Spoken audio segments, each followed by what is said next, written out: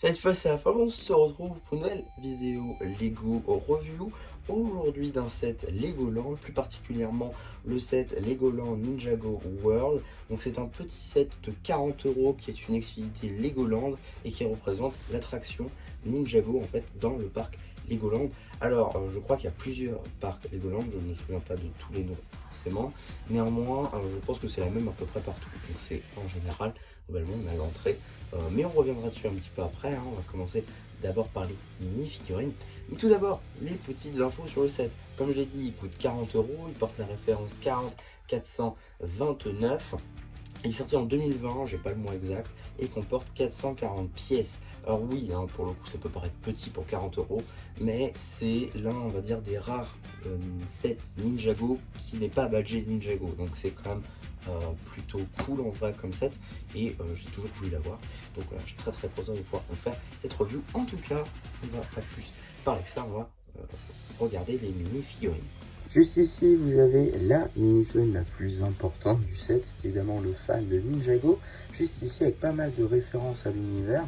Tout d'abord, les cheveux, c'est les cheveux de Cole de la saison 1 à 7. C'est plutôt ingénieux d'avoir mis cette coupe sur une mini-figurine. Tête d'enfant, ce qui est le plus classique dans la gamme Lego City, hein, avec deux expressions faciales, le deuxième qu'on verra un petit peu après. Le torse, lui, qui était la réelle nouveauté du set en 2020, qui est depuis réapparu dans la set City, me semble, en 2021, la maison moderne. Donc voilà, c'est plus très exclusif. Néanmoins, et même dans la gamme Ninjago avec Misako, néanmoins, c'est franchement super cool comme torse. Un sweatshirt avec le visage de Lloyd sur la face avant, et sur la face arrière, on retrouve comme ceci un Lloyd, un non Lloyd ultra détaillé avec la capuche et tout. C'est franchement super cool comme torse. Également des petites jambes non articulées en sandblue. Et pour la deuxième expression faciale, il est un petit peu plus surpris. Mais ce n'est pas tout, car on a aussi la sœur juste ici. Bon là c'est un peu plus classique, hein, avec des cheveux et des têtes à peine pris de la chaîne de Madison dans la gamme Lego City Adventures, même si techniquement les cheveux sont pas de la même couleur, hein. Dans Lego City Adventures ils sont marrons, donc là ils sont noirs, c'est une petite différence, ok. Le petit torse, lui, ma foi très sympathique avec les petites lignes rouges, mais ça reste quand même, on va dire, assez sobre, et des petites jambes non articulées bleues. On retrouve les mêmes détails à l'arrière. Pour accompagner ces deux enfants, on a évidemment la maman, juste ici, avec donc des cheveux et une tête plus classique. De même pour le torse et les jambes finalement, hein, des jambes sans aucune impression. Un torse retrouvable dans la gamme City, notamment celle du camping-car par exemple. La tête encore plutôt classique comme j'ai dit. Des petites impressions à l'arrière, mais rien de plus. L'autre figurine un peu plus rare on va dire, c'est tout simplement l'employé de Legoland, avec donc ce torse si particulier qui n'est pas vraiment exclusif, hein. Finalement ce torse on retrouve dans quasi tous les autres sets Legoland. Néanmoins, vu que ça reste des sets quand même assez rares, bien on peut dire que c'est quand même plutôt cool de le retrouver ici. La tête également, c'est celui du vendeur Lego Store dans le Polybag VIP. Casquette et jambes, c'est le plus classique en Earth Blue. L'arrière du torse est lui aussi très cool avec marqué Legoland, ça marche très bien. En termes d'accessoires, il possède les deux photos de nos deux bambins. J'avoue, pour chipoter, j'aurais peut-être bien aimé avoir un torse Ninjago World, ça aurait été sympa plutôt que Legoland, mais bon, c'est vraiment juste pour chipoter. Bon alors, dans cette boîte, qu'est-ce qu'on a? Eh ben on a 5 constructions à voir, donc on va les faire à peu près dans l'ordre. Donc on va commencer par l'entrée, juste ici, du parc Ninjago, en gros, puisque c'est plusieurs parcs à thème dans Legoland, et juste ici vous avez le parc Ninjago. Alors oui, les stickers peuvent peut-être être un peu mal collés, parce que ma planche est arrivée vraiment déchiquetée quasi, elle a été toute pliée par les sachets et tout. Donc ouais, pour le coup les stickers ont un peu mal vieilli, c'est un peu dommage. Mais bon, c'est pas le plus important on va dire. Parce que juste ici donc on a des petits stickers sur les pylônes, voilà, comme ceci, avec donc un petit dragon. Voilà, ça fait beaucoup penser au temple de la lumière, même si techniquement bah, c'est juste le dragon, hein, qui fait référence évidemment. On a aussi un sticker Ninjago avec normalement écrit Master of Spijitzu, mais à cette échelle là c'est un peu trop petit. Ils ont juste mis une barre et ça marche très bien. On a également un stickers Lego. Bon ça voilà, c'est pas la première fois qu'on en a un, mais c'est quand même très cool. Et c'est une sorte de porte, voilà, très japonisant. Donc c'est très sympa. Également, alors ça fait pas très Ninjago, mais je comprends quand même pourquoi ils l'ont fait. Parce qu'en fait, si vous ne le savez pas, on a beaucoup de sets Legoland. C'est pas du tout le premier, je crois même que c'est le 4 ou le 5e. Et donc, on peut faire un énorme parc en fait avec tous ces sets-là. Et donc juste ici, on a le temple Ninjago qu'on a dans ce set. Mais également, on a toutes des montagnes russes style Castle. Ça, c'est un autre set encore qui coûte un peu plus cher cette fois. Mais du coup, vous pouvez refaire totalement Legoland avec tous les sets qu'il y a dedans. Donc voilà, là c'est un petit plan en gros pour savoir où mettre nos constructions pour refaire le parc. Donc ça c'est plutôt ingénieux. Là encore, c'est un stickers. Également stickers Legoland juste ici qui tient comme ceci. Voilà, bon, classique. Également donc on reprend un peu la construction et les couleurs du thème histoire de ne pas être hors sujet. Donc franchement, ça marche bien. Également, donc, on a cette troisième construction qui est donc dans la continuité de la quatrième qu'on va voir tout à l'heure, avec une petite plante, des petits pylônes comme ceci, avec beaucoup de détails. Hein. J'aime beaucoup également les barres comme ceci pour faire l'architecture du monastère du Spinjitzu, parce que clairement ça reprend le monastère du Spinjitzu. Hein. Donc franchement, c'est plutôt ingénieux. Et à l'arrière, on a une tile 6x6 avec un stickers avec Scales et Mesmo, si je dis pas de bêtises, je crois que c'est ça, dans des grottes. Voilà, c'est franchement super cool. Avec, vous voyez, 10, 10, 2. On va revenir là-dessus. C'est là encore plutôt ingénieux comme petite fonctionnalité, mais un très beau sticker. C'est même pour de la décoration. Je veux dire, si vous avez comme moi un studio, c'est-à-dire, je sais pas, une sorte de mini appartement en gros décoré avec plein de références à Lego, c'est franchement très cool comme stickers.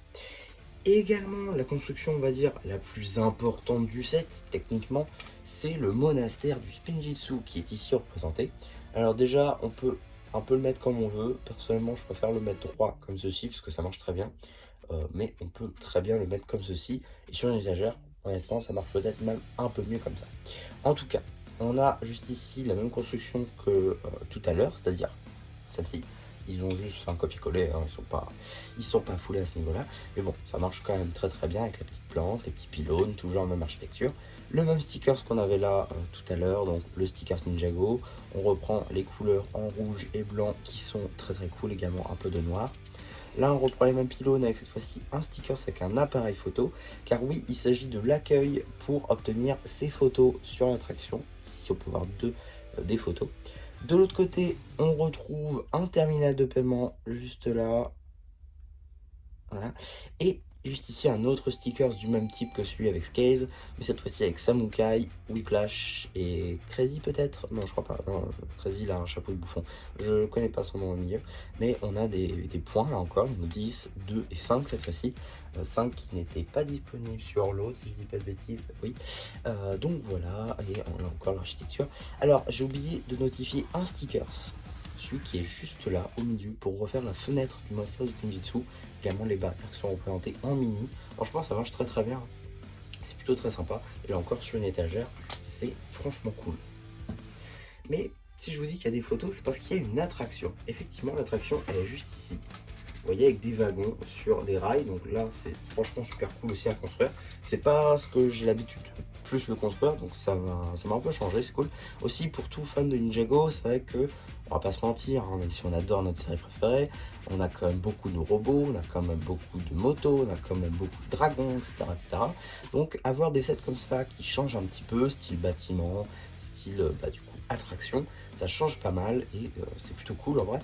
Mais bon, pour revenir à notre construction, on a juste ici des petits wagons avec du coup un sticker Ninjago floqué dessus, au nombre de 2 hein, du coup, le visage de Kai dessus, c'est super cool.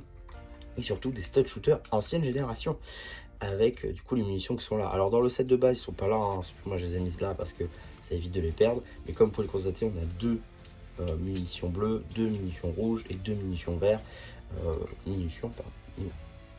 Munitions, c'est mieux, par wagon, donc ça c'est plutôt cool. Et évidemment ça représente les pouvoirs élémentaires. Le vert pour Lloyd, le bleu pour Zane ou pour Jay ou pour Nia, et le rouge enfin pour Kai évidemment. Et ici on a du coup les boutons en cohérence avec les couleurs pour pouvoir tirer la bonne munition. Donc ça c'est encore super cool. Et ensuite on a également ces petites pièces là avec 2 studs au milieu pour pouvoir mettre nos mini figurines d'enfants. Par exemple celle-ci, comme ceci, et voilà. Franchement, ça marche assez bien, c'est à l'échelle, il n'y a rien à dire. La construction est assez imposante. Mais du coup, puisqu'on a des munitions, on tire sur quoi? Eh bien, on va tirer sur nos petites cibles qui sont juste ici, que vous ne voyez pas forcément. Voilà, juste ici, donc vous ne voyez toujours pas. Voilà. Super, là on est d'accord. Donc on a effectivement la cible avec les squelettes et la cible avec les serpents. Et donc le but c'est de toucher avec les munitions sur les points pour pouvoir gagner. Et au fur et à mesure vous avez votre photo qui est prise juste ici. Et vous pouvez la récupérer, d'où les accessoires de tout à l'heure. Donc voilà, en gros pour les constructions qu'il y a dedans, vous voulez que j'essaie. Vous m'avez convaincu. Alors, on va prendre cette fois-ci la fille. Tac. Alors, on va s'essayer, on va s'essayer.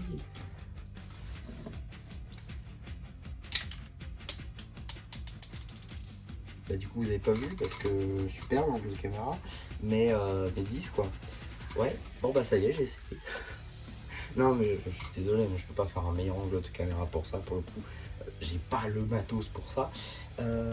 Mais voilà, en tout cas, ça fonctionne super bien. Hein. Globalement, c'est à peu près la bonne échelle parce que là, c'est direct. Donc voilà. Maintenant, le challenge, forcément, si on le met plus loin, ça risque d'être un petit peu plus compliqué. Surtout viser le 2 en haut, je pense que ça peut être assez compliqué. En tout cas, c'est quand même une très bonne boîte. Il y a quand même de la bonne fonctionnalité globalement. On a, comme je l'ai dit tout à l'heure, ça change en fait du Ninjago de base. C'est-à-dire que Ninjago, comme je l'ai dit, c'est du dragon, c'est de la moto, c'est du robot, c'est de la figurine ultra détaillée, oui. Mais du coup, avoir des sets comme ceci qui changent un petit peu avec des choses, des constructions qu'on n'a pas l'habitude d'avoir, c'est franchement très cool. Et c'est vrai, même avec Dragon Racing, qu'il y avait une forme de lassitude avec toujours des dragons, toujours des motos, toujours des trucs, toujours des machins. Et donc ce petit set, j'avoue, ça m'a donné envie de collectionner et bien tous les contenus Ninjago qui ne sont pas issus de vrais sets Ninjago. Par exemple, je peux en citer plein, mais je pense surtout à la chaîne de Kai Minecraft, qui est une chaîne Ninjago, mais issue d'un set Minecraft. Tout simplement, voilà, il y a plein de choses comme ça, très honnêtement, et ce genre de set en fait clairement partie, mais c'est un objet que je voulais depuis très longtemps, 5 ans maintenant, donc voilà, je suis très content d'avoir pu le trouver. Donc je l'ai eu à 42 € comme vous pouvez le constater, donc franchement c'est top quoi. Je suis vraiment très content d'avoir eu ce set. Enfin, j'ai envie de dire, il pourra enfin être sur mes étagères. En tout cas voilà pour ma vidéo sur ce set. J'espère en tout cas que ça vous aura plu ou que ça vous aura donné envie d'acheter ce set vous aussi. N'hésitez pas à me dire en commentaire si vous l'avez déjà eu ou si vous comptez vous le prendre. N'hésitez pas aussi à liker la vidéo, à vous abonner. Et voilà, bah du coup, c'est Clash Rappu qui vous dit bye bye.